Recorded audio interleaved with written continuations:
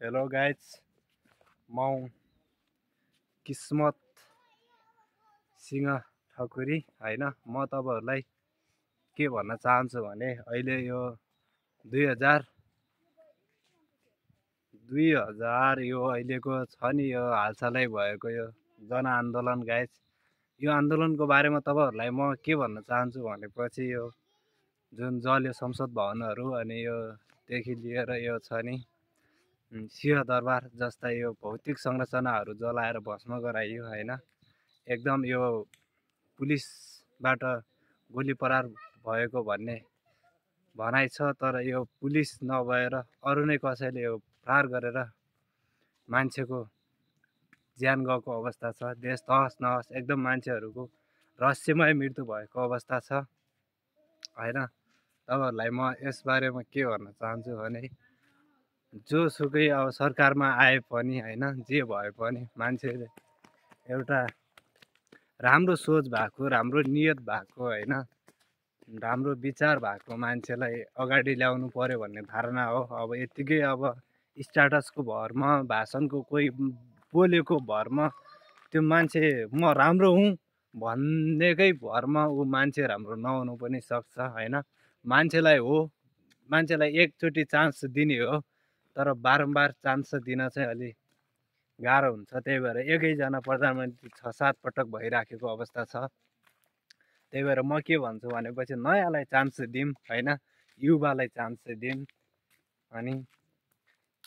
सम्पत्ति नै सबै थोक होइन के गाइज होइन, किनभनेपछि अब मान्छेहरू पैसा पैसा पैसा पैसा भन्छ। हुन त हो, पैसा पनि अब जिउनको लागि पैसा महत्त्वपूर्ण छ, तर पैसाकै लागि भनेर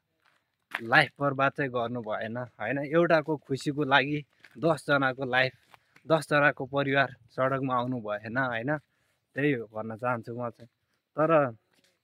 एकदमै भ्रष्टाचार, एकदम कुटनीति, यो हुन्छ नि कुशासनले गर्दा अहिले देश खोक्रो भइराखेको अवस्था छ। त्यही भएर एकदम मलाई पनि एकदमै गाह्रो महसुस हुन्छ होइन, किनभने राम्रो भइरहेको छैन के हुन्छ नि। अब विकासको नाउँमा अब दलाल गरिरहेछ, देशको सिमानाहरू बेचिरहेछ होइन। अनि राम्रो काम गर्दैन, अब पैसा लुट्न खोजिरहेछ। अब हुन्छ नि, अब पैसाहरू अब नेताहरू होइन, अस्ति घर जलाउँदै गर्दाको बेला अब घरमा नेताहरूको घरमा अब कट्टाको कट्टा पैसा होइन, करोडौँ सम्पत्ति एकदम, त्यो पनि अब ब्ल्याक मनी के गाइज, ब्ल्याक मनी एकदमै धेरै भेटियो होइन नेताहरूको घरमा। अनि रक्सीहरू, यो दारू आइटमहरू पनि होइन एकदमै महँगो, 1.5 लाख रुपियाँ बोतल पर्ने दारू आइटमहरू भेटियो होइन। अब त्यो पैसा कहाँबाट आयो त? अब उनीहरूले अब त्यो अब राजनीति गरेकै भरमा, उनीहरूले पाएको त्यो कुर्सीकै भरमा त्यत्रो पैसा त आउँदैन। उनीहरूले भ्रष्टाचारी त गरेकै मान्नुपर्छ होइन, किनभने भ्रष्टाचारी नभएको भए त यो सब हुन्थेन होला। तैपनि महँगो महँगो दारूहरू त्यो हुन्छ नि, अब त्यो हाम्रो देउबाजीको घरमा त एकदम त्यो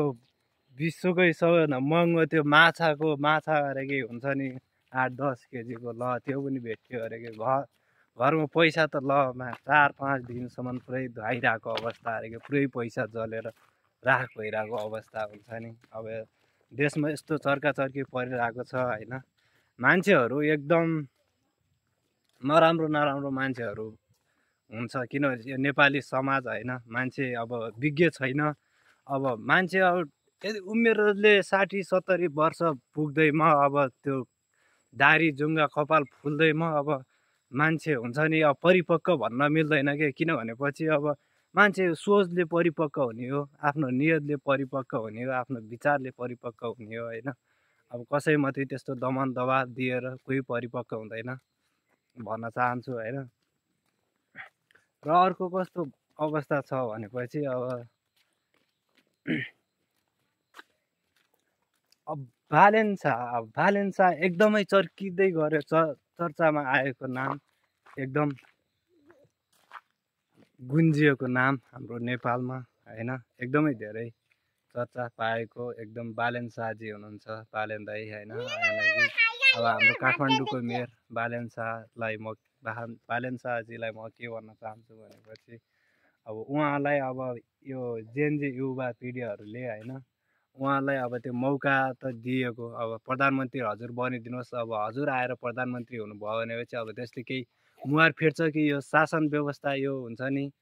सुशासनको सुरुवात हुन्छ कि अब 6 महिनामा अब तपाईँले अब आफू नै प्रधानमन्त्री तपाईँ नै 6 वर्षको लागि प्रधानमन्त्री किन चाहियो तपाईँ 6 महिनाको लागि प्रधानमन्त्री बनिदिएको भए र 6 महिनाको प्रधानमन्त्रीले पनि ल यो प्रधानमन्त्री भयो भने केही राम्रो गर्न सक्छ है भन्ने किसिमको अब वातावरण हजुरले बनाइदिएको भए होइन अब त्यो तपाईँहरूलाई अब किनभने चाहिँ अब तपाईँले आफैले पाएको चान्स हुन्छ नि हातमा लागेको माछा पनि अब फुत्क्याउनु भयो अब म के भन्नु त्यसमा होइन त्यही भएर तपाईँहरू अब स्वार्थभन्दा पनि अब कुर्सीभन्दा पनि देशको लागि सोच्नु पर्यो के देशको लागि सोच्नु पर्यो यो देशको माटोको लागि केही गर्नु पर्यो यो देशको फ्यामिलीहरूको लागि कतिपय मान्छेको जिन्दगी अब दाउमा लागिरहेछ रोडमा आइरहेछ मान्छेहरू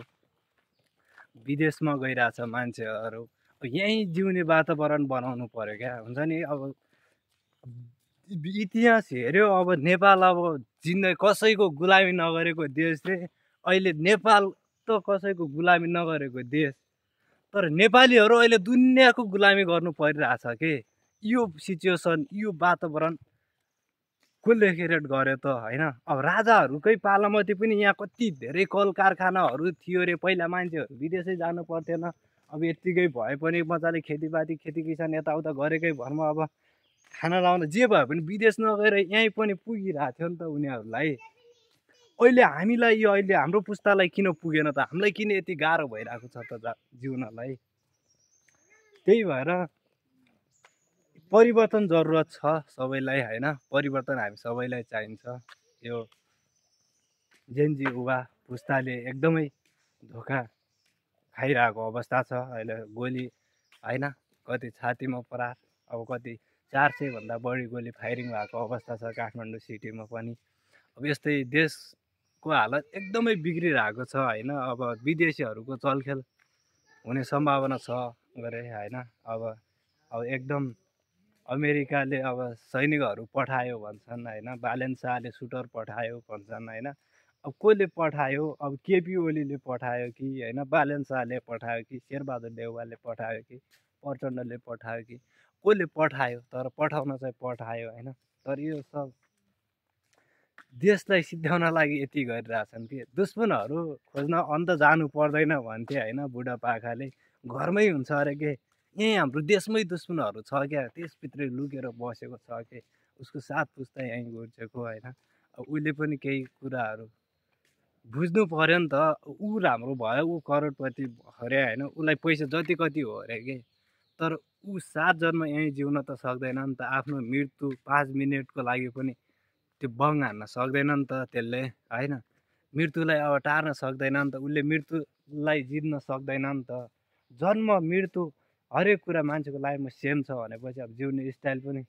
सेमै हुनु पऱ्यो क्या कोही एकदम भिआइपीको लाइफ जिइरहेछ होइन ल ठिक छ उनीहरूले अब गर्यो त्यही किसिमको कामहरू जियो अरे होइन त्यो आफ्नो ठाउँमा छ तैपनि अब जनतालाई मारेर जनतालाई ठगेर गरिबहरूलाई चुसेर अब त्यो धनी भएको पनि के औचित्य के 100जना यहाँ कस्तो कन्डिसनमा छ होइन त्यही भएर म के भन्न चाहन्छु भने हजुरहरूलाई होइन यो सब जे जति भइरहेछ यो सब राम्रो भइरहेको छैन।